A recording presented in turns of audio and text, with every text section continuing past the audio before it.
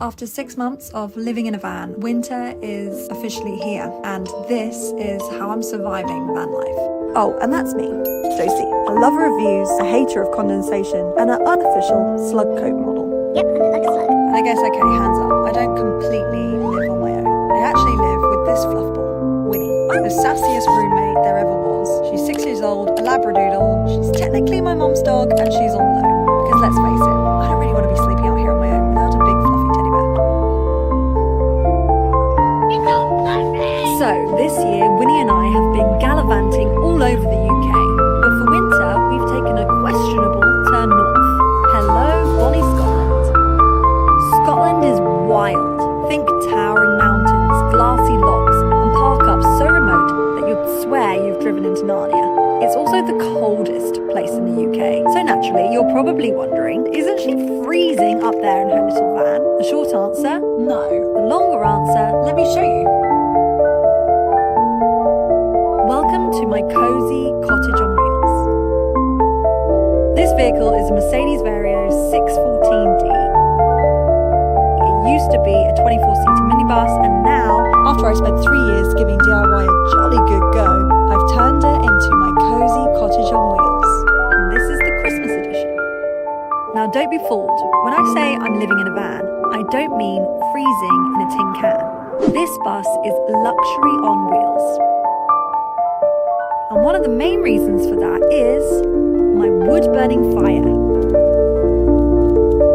The ultimate winter warmer. Honestly, it gets so toasty in here that most evenings I end up prancing around in my pants. But don't worry, with thermal blinds and reflective film on the windows, no one's getting a peek. And, as any good van lifer will tell you, the key to survival is 2 sources of everything. 2 ways to get water, 2 ways to get light, 2 ways to get heating. And enter my dynamic duo, a diesel heater and my beloved log burner. The log burner is mwah for those nights when it gets down to -10 and you're fairly certain that you've accidentally parked in the Arctic. It heats you through to your very soul.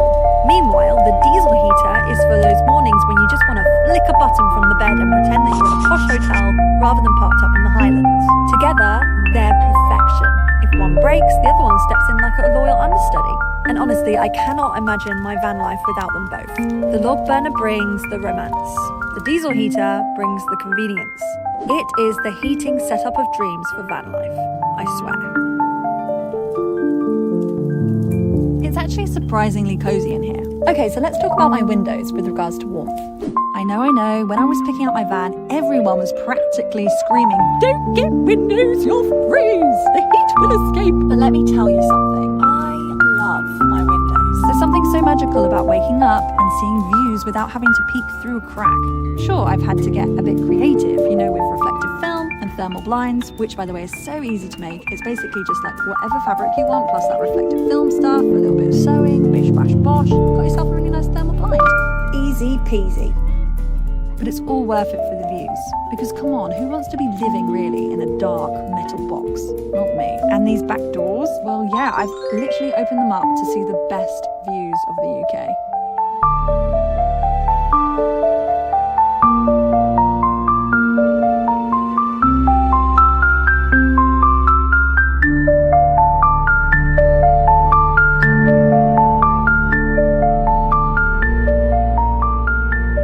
These doors are amazing and they really add to my van life experience, but, and there's always a but, they do also let in a bit of a draft. Of course they do, they're doors. So I've become a bit of a curtain wangling expert. I basically just hung up this little rail and I throw a blanket over them and boom, problem solved. Not perfect, but it does work. And quite frankly, I'm so grateful to have that view, even if I do have to battle the occasional breeze. So we all know that I have the heating setup of dreams, my log burner, my diesel heater. So it does get really toasty and warm in here. But just to be on the safe side, I have packed some thermal layers because, well, I guess you never know. Thermal vests, thermal tights. And slippers and a fluffy dressing gown. Cannot go wrong with that combo. And bless Winnie, she's even got her own little outfit. I also have 2 duvets in my bedroom. One is for the aesthetic, obviously. I've actually copied M&S here with their layered look, but I think it does look really homey, inviting and cozy. And 2, it's great for when a friend comes to stay, they actually get their own duvet, which is like a 5-star hotel, which means that they really get the hotel experience in my little bus.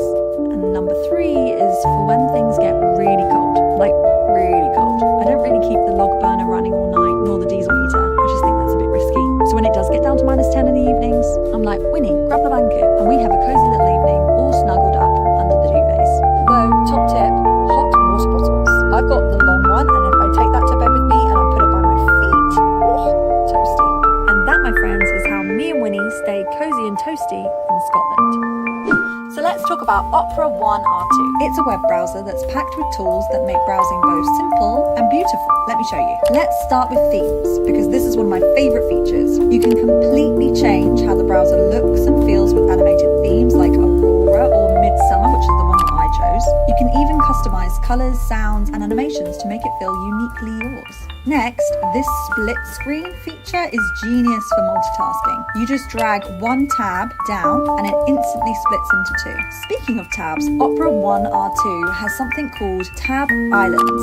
If you're like me and you're constantly opening up 100 tabs while researching, this keeps them neatly grouped and everything tidy. You can organize the tabs yourself, which is handy for me as I like to keep all of my trip planning together. There is also tab traces, which is super handy if you're trying to retrace your steps. Basically, it adds these little underscore lines under your tabs, and the darker the line, the more recently you visited the tab. And then there's Aria, their built-in AI tool. No need for an extra tab, just press, and you can ask it anything while staying on the same web page. Aria can also create images from, like, say, van with flower pattern in the snow on top of a mountain. And one last thing I want to show you is this floating music player. If you're like me and you need a bit of background music while working, this is a dream. It works with all major music platforms. You can move it anywhere, even outside of the browser. I'll leave the link in the description below so you can give it a try. A huge thank you to Opera for sponsoring this video. While Winnie and I have been warm and toasty up here in Scotland, there have been some, shall we say, logistical hiccups. The main culprit, my plumbing. Now, I did have big plans to winterize my water system. Heat pads on pipes, snug little insulation jackets for my tanks, you know, the works. But, in true Josie fashion, I procrastinated. Which now means that all of my lovely outdoor plumbing that is all under my bus is frozen solid. So instead of running water, I've resorted to bottled water. And where am I storing all of these bottles, do you ask? My shower.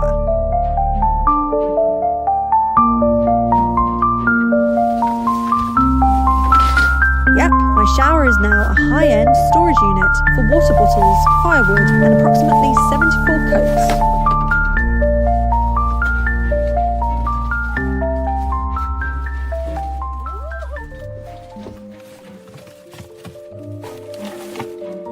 You want to see the rest of it? It's like becoming the storage unit.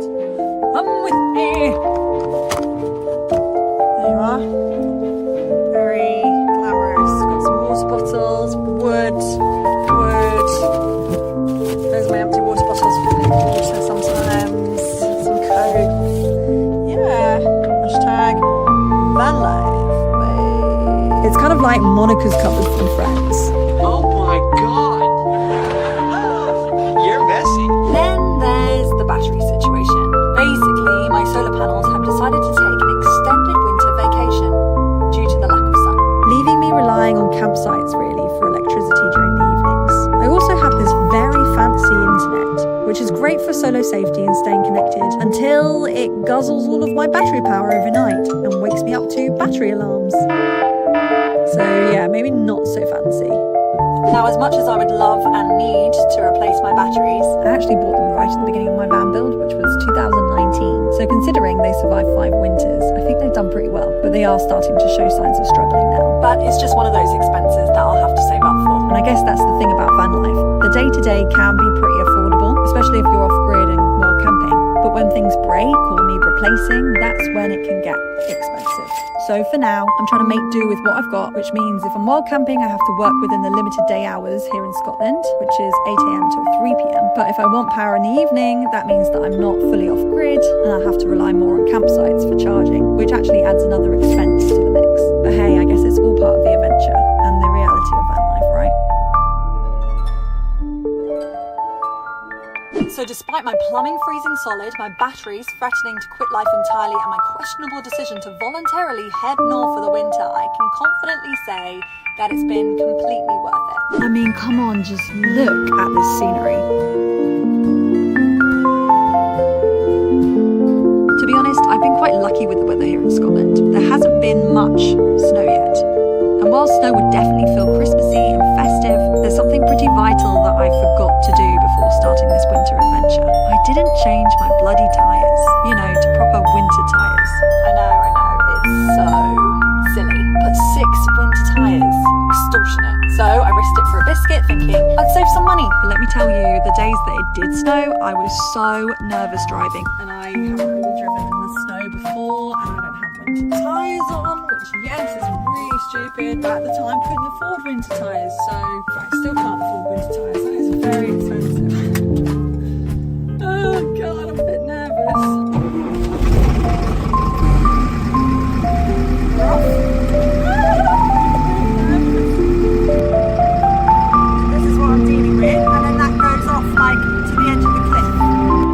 Yes, there is ice on the inside of the window.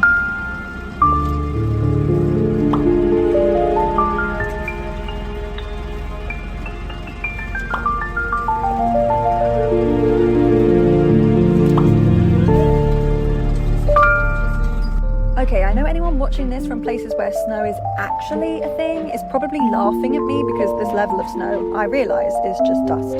But, I am from Kent, in England, which is a place where snow never comes, or hardly ever. And I guess considering this is literally in my home that holds all of my belongings, that I have actually spent every single penny that I've ever saved and put it into this bus, I think I'm now quickly realising that not getting winter tyres was a really, really silly decision. Oopsies. Definitely one I regret.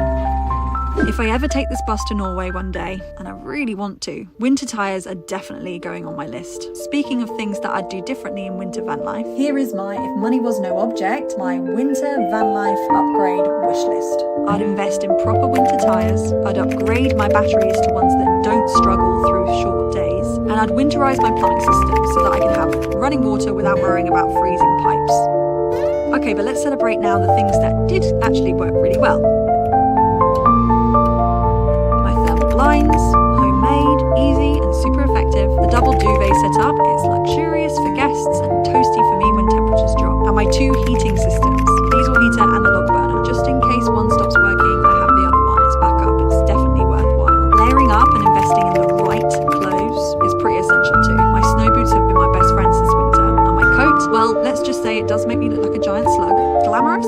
No. Toasty? Absolutely. And yes, I did make a slug dance in this coat. Allow me to demonstrate.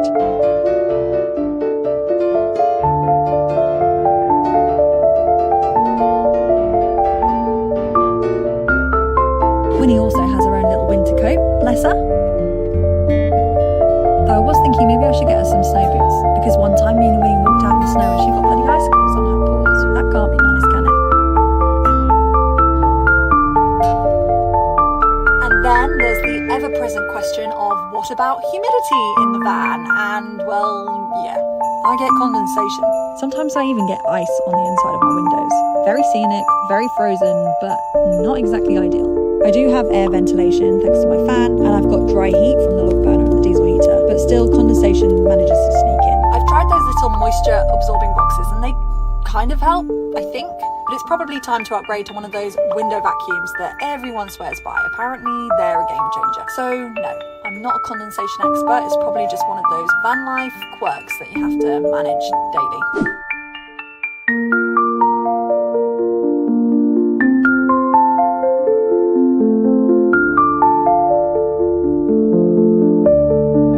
All in all, winter van life is absolutely possible. And not just possible, it can be comfortable and genuinely enjoyable too.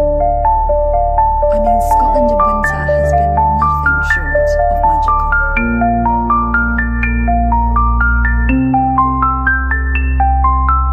Okay, sure, it has been a little bit of a learning curve, things have gone wrong, but I genuinely have loved every single minute of it. And I can't wait to share with you actually all the places that I went in Scotland, hopefully in another video soon. So I've been thinking, maybe January is kind of a good time to do a bit of a Q&A session. So if you do have any questions, about van life, my van build, a bit of goss about me and Winnie, then you can just drop it in one of the comments below. Winter van life has been a bit of a life lesson for me, really. It's made me realise that maybe it's not about surviving the cold and the dark. It's actually about finding ways to embrace it, like lighting candles, stringing up fairy lights, endless cups of tea, and beautiful cuddles with Winnie. And maybe that's the point of life too. We're always going to have those chapters that feel a bit bleak and rubbish. So we might as well try and enjoy them. because I guess we can't really have the light without having a bit of the dark too. Anyways, I hope you have had a really lovely Christmas.